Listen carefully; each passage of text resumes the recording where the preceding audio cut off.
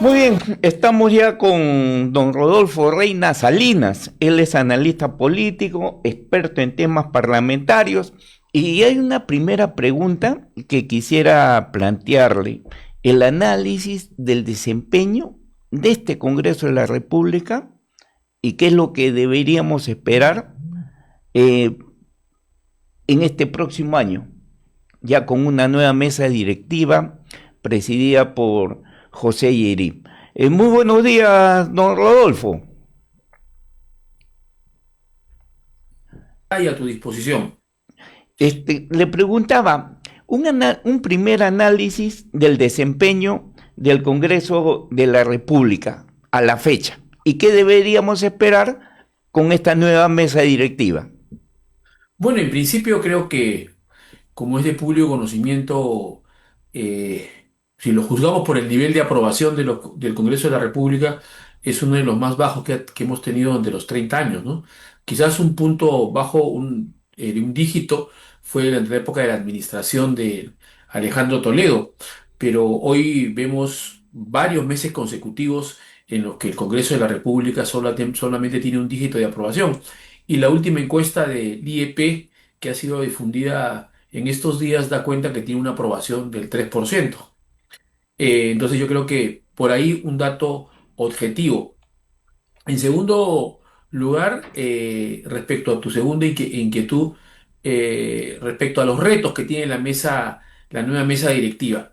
En realidad, la nueva mesa directiva, eh, la nueva mesa directiva realmente tiene, creo, tres metas, aunque te soy escéptico en que se puedan alcanzar. En primer lugar, eh, iniciar un proceso de transferencia hacia un Congreso bicameral en el área administrativa.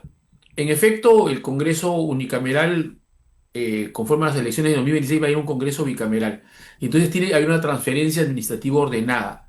Y eso supone, creo que, una reingeniería administrativa en el ámbito del Congreso de la República. Recordemos que el Congreso de la República hoy tiene un presupuesto récord de 1.413 millones de soles, cosa que no la ha tenido en los últimos 30 años. E inclusive en el año 2007 el Congreso de la República funcionaba solo con 300 millones de soles.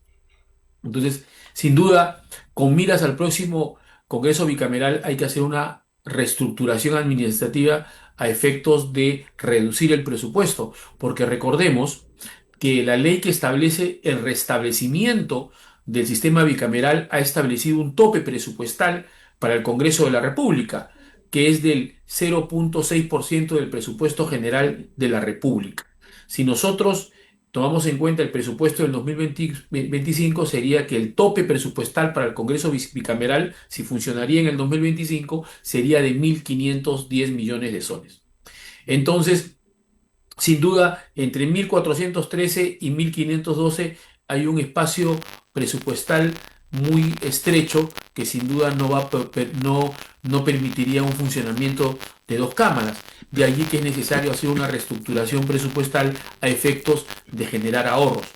Y no olvidemos que ese ahorro, esa reestructuración tiene que ser en el aspecto de personal, porque de los 1.413 millones que tiene el presupuesto del Congreso de la República actualmente, 919 millones se va para recursos, para Gastos planilla. corrientes. No, para planilla, solamente para personal.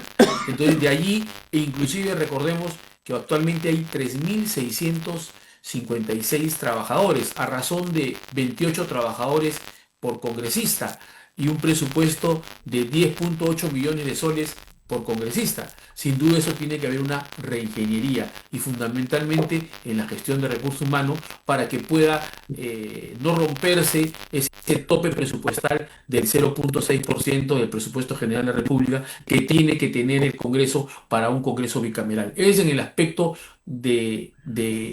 digamos, de transferencia ordenada, administrativa, de un Congreso unicameral a un Congreso bicameral. Otra de los retos que tiene que tener la mesa directiva es sin duda garantizar eh, un adecuado manejo de los recursos públicos, también del presupuesto en general. ¿Por qué hago esta reflexión? Porque el Congreso de la República, según un último estudio del Instituto Peruano de Economía, al año pasado, las leyes que se aprobaron en el Congreso tuvieron un impacto presupuestal de 84.000 millones de soles. Vale decir que en el Congreso hay una cierta irresponsabilidad fiscal respecto a las leyes que aprueba y las consecuencias que tiene en el equilibrio financiero del Estado. Entonces, y más aún teniendo en cuenta que estamos en plena campaña electoral y seguramente será una tentación para los grupos parlamentarios y sobre todo para los congresistas que ahora está permitida su reelección al cargo del Senado, el promover iniciativas legales de carácter populista con fines electorales y que va a impactar en el presupuesto de la República. De ahí que la mesa directiva del Congreso tiene la responsabilidad de atenuar o tratar de poner coto a estas tentaciones populistas que puedan tener los diferentes grupos parlamentarios con miras a la campaña electoral del 2026. Y hay que tener en cuenta también que una de las causas de este populismo en el legislativo o esta irresponsabilidad fiscal del Congreso también tiene responsabilidad el Tribunal Constitucional.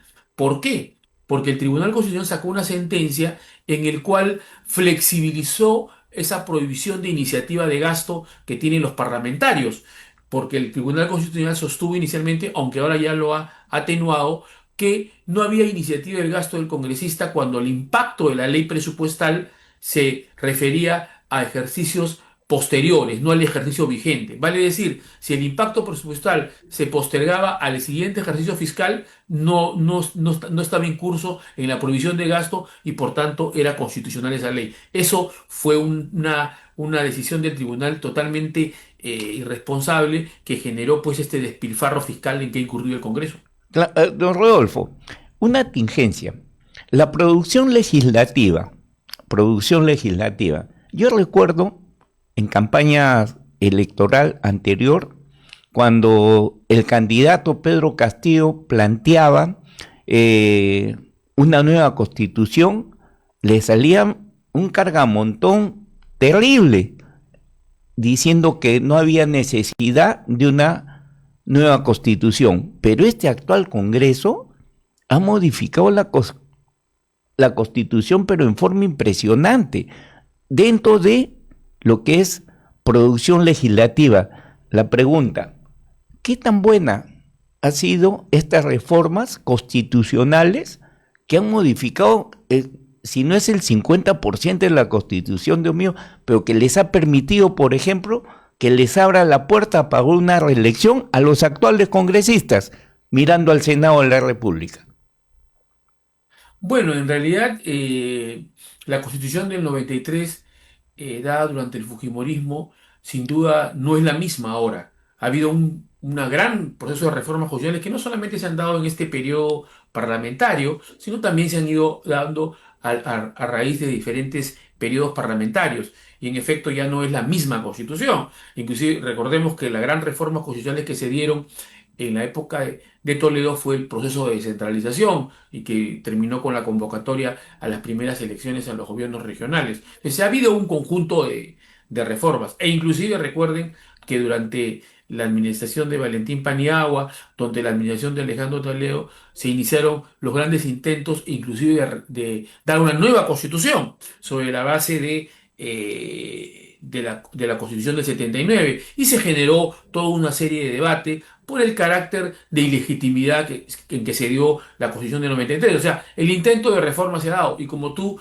bien has dicho, han habido una serie de reformas constitucionales que se han promovido desde el Congreso actual que no han sido, no han colmado las expectativas y una de ellas y que de alguna manera ha puesto, digamos, en cuestionamiento la legitimidad de la reforma constitucional del restablecimiento del sistema bicameral, era justamente lo que tú has mencionado. Es el hecho que aprovechando del restablecimiento del sistema bicameral, ellos han planteado la posibilidad de que ellos puedan ser reelegidos en el Senado e inclusive se plantearon como alternativa de los requisitos que se exigía para ser parlamentario, para ser senador, 45 años. Esa exigencia de los 45 años no es aplicable para aquellos congresistas en la actualidad, a los cuales se le pone como requisito el haber sido congresista. Entonces, de alguna manera se ve esta reforma constitucional que resulta, bueno, de todas maneras importante, independientemente de que estemos de acuerdo con restablecer el sistema bicameral o no. Sin embargo, le quita legitimidad el hecho de que los mismos congresistas actuales aprovechen para poder reelegirse. Eso se ve como una ley con nombre propio, una reforma de política importante, se ve como que tiene un interés subalterno que es favorecerse a ellos mismos.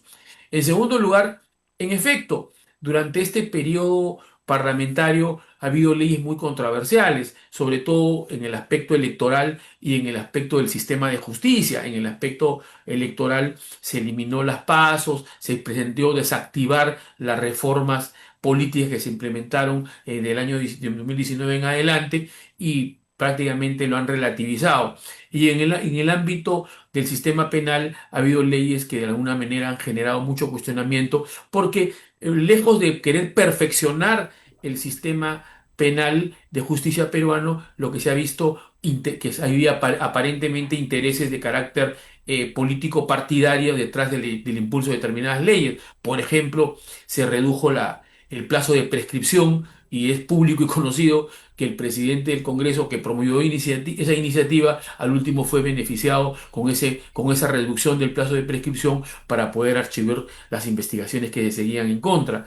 Luego se modificó las reglas de la colaboración eficaz, reduciéndole los plazos a efectos digamos, quitarle fortaleza a ese mecanismo de investigación o premial que tiene el derecho penal. Entonces, esa modificación, que inclusive fue objeto de observación por el equipo técnico de la OCDE, porque lo veían como un retroceso entre la lucha contra la corrupción. Luego también vimos que hay modificaciones en el proceso penal respecto al lavado de activos, a la tipificación del crimen organizado, respecto también a la minería ilegal, etcétera, que de alguna manera han sido leyes que han sido controvertidas y que han sido vistas como que había intereses internos y externos al Parlamento que impulsaban la ley. No olvidemos que un exministro del ambiente de la administración de Ollantumala, el señor Pulgar Vidal, ha dicho contundentemente que el expresidente del Congreso saliente, es decir, eh, el doctor Salguana, tiene una vinculación directa con determinadas actividades ilegales, especialmente el de la minería ilegal. Entonces, toda esta serie de cuestionamientos han ensombrecido la labor en el ámbito legislativo del Parlamento. Pero yo, como te mencioné, hay otra tercera tarea que, bueno, depende, somos escépticos en que pueda realizar esta nueva mesa directiva. La primera ya te dije, la transferencia administrativa ordenada hacia un sistema bicameral que supone una reducción, una reingeniería presupuestal del Congreso.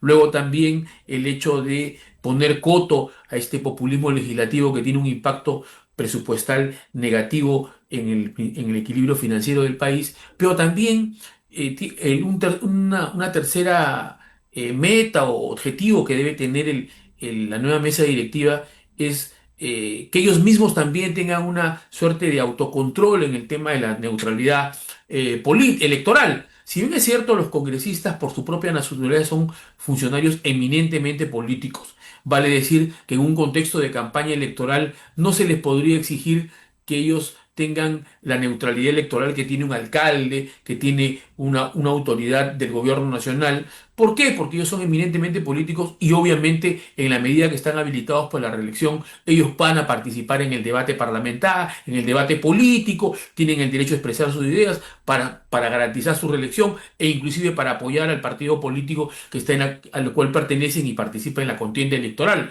Entonces yo creo que exigirles la misma neutralidad de ellos digamos, podrían desnaturalizar la esencia del carácter político del Parlamento. Pero sin embargo, y eso hay que mencionarlo también, es que ellos cuando participan a la reelección están en una condición más privilegiada que otros Claro. funcionarios o servidores públicos.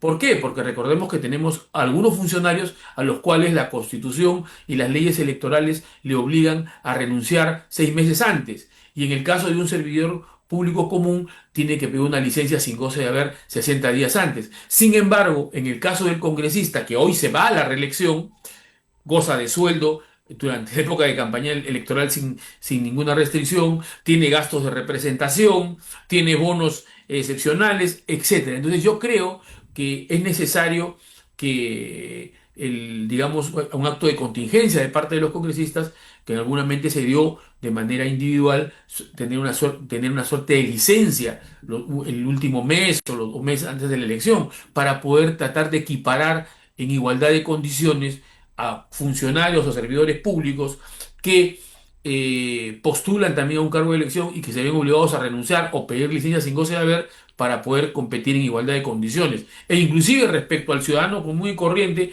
que se lanza al Senado y que de alguna manera él sí tiene que, no tiene la posibilidad de tener las ventajas que tiene un parlamentario que goza de sueldo, que goza de personal, y más aún, teniendo en cuenta que, como he mencionado, el Congreso tiene un presupuesto muy holgado en temas de contratación de personal, ¿no es cierto? Tenemos que esta administración parlamentaria ha incrementado en más de 700 trabajadores el Congreso. Y lamentablemente por las denuncias periodísticas hemos tomado conocimiento que generalmente la contratación del personal no está en función al mérito, sino a la vinculación política partidaria con determinados partidos políticos que administran el Congreso. Entonces, estos militantes contratados en el Parlamento se pueden convertir en la práctica en operadores políticos dentro de la campaña electoral. Entonces, es importante también replantear y dar una gestión transparente respecto a los recursos públicos que administra el Congreso Claro. a efectos que no sea utilizado con criterio de proselitismo político en el contexto de una campaña electoral. Don Rodolfo, una última pregunta. Le he escuchado atentamente, le he dejado hablar porque de verdad tenemos mucho que escuchar para entender la crisis política que a nivel del Congreso se vive. Los niveles de desaprobación del Congreso, ¿hay alguna posibilidad que con esta nueva junta directiva, esta mesa directiva que está presidiendo José Llerí, se reconcilie, se mejoren los niveles de desaprobación? ¿Hay alguna posibilidad? Yo creo que no existe mayor posibilidad de poder recuperar la confianza. Creo que independientemente de las personas y el derecho a la presunción de inocencia que tienen todos los ciudadanos y los congresistas, obviamente. Sin duda, haber elegido al señor Yeri, sobre el cual pesa una denuncia grave de abuso sexual, y aquí no le estoy imputando ningún cargo, porque tiene la presunción de inocencia y una investigación en curso, sin el tener una denuncia de abuso sexual, tener una denuncia también, por lo menos de enriquecimiento ilícito, y ahora, el mismo día de la elección, se ha difundido la denuncia de una empresaria que habría supuestamente pagado dinero para que le incorporen recursos presupuestales en la ley de presupuesto, cuando justamente el presidente de la Comisión de Presupuesto era el señor Yeri. Sin duda, quita legitimidad y genera pocas expectativas, y quizás ha sido un criterio equivocado haberlo de repente designado por su grupo parlamentario, que Somos Perú, a esta candidatura. Por eso yo creo que va a ser muy difícil, teniendo ese pasivo al inicio de su gestión, pueda revertir la imagen negativa del Parlamento. Yo creo que esta se va a agudizar, aunque siempre uno tiene la esperanza de que se mejore la gestión, pero yo soy muy escéptico, ¿no? Entonces yo creo que no ha sido la más acertada elección, como digo, eh, dejando a salvo la honorabilidad y la presunción de inocencia que tiene el congresista, porque recuerden, y eso se está olvidando mucho, que también el Tribunal Constitucional ha establecido como uno de los fines constitucionales del servicio público en general el de la idoneidad. Entonces, dentro del concepto de idoneidad es elegir pues al más adecuado, al que tenga menos reproches de carácter penal, civil o administrativo para poder ejercer la función pública. Si bien es cierto no está condenado, etcétera, sin embargo, por un criterio de idoneidad y de oportunidad política, de repente no era el candidato más adecuado por ese grupo parlamentario de Somos Perú. Entonces eso va a poner en riesgo y dificulta la posibilidad de poder recuperar la confianza de la ciudadanía, ¿no? Increíble. Muy bien, don Rodolfo, muchísimas gracias por su participación. Espero seguir contando con su valioso aporte en las siguientes ediciones. Un abrazo a la distancia y un feliz 28 para usted y su familia. Gracias a ti, muy gentil y por la oportunidad de poder compartir algunas experiencias. Muy bien, hemos estado con don Rodolfo Reina Salinas, analista político, experto en temas parlamentarios, y ustedes han escuchado todo lo que nos ha dicho, ¿ah? De verdad que es por lo menos preocupante.